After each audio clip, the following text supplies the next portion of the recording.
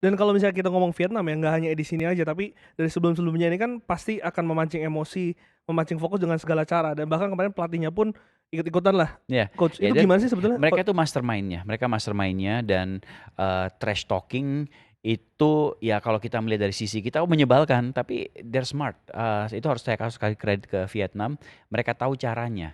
Dan itu sebetulnya sah di sepak bola kan?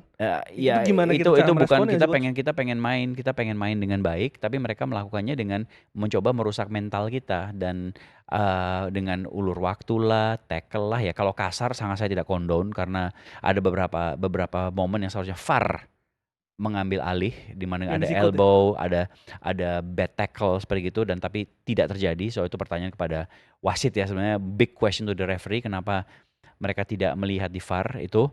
Kemudian kalau kalau itu mereka itu cuman karena kita membutuhkan gol dan mereka tahu Robbie itu bisa melempar bola dengan sangat sangat jauh, jadi mereka ganggu aja sih di situ. Hmm. Dan memang ya kita kena kartu merah karena memang tidak boleh masuki technical area mereka secara rules of the game, apalagi menendang ya udah itu terpancing emosi ya it's not nice kena kartu merah it happens. Pelatih juga mengatakan dia nggak happy dengan situasi kartu merah tapi ya udahlah terjadi kita terpancing tapi ya bagaimana kita bisa mengantisipasinya ya kayaknya kita harus counter balik.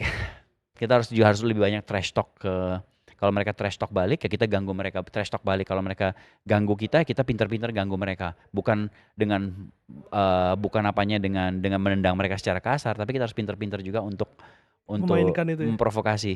Makanya Pak Erik waktu sebelum pertandingan final kan sempat ngomong ya, harus berani main Budaya kita sopan keras. santun. Etika kita Kadang-kadang itu bagus, jadi merugikan ya. culture kita sangat ramah tamah, baik. Jadi kan kalau kayaknya mau narik baju sedikit atau ngomong kasar atau ganggu gitu, itu kayaknya belum gitu. Hmm. Tapi kan Hmm. kalau kita lihat pemain mereka juga omongannya juga nggak nyaman. Cuman Iya.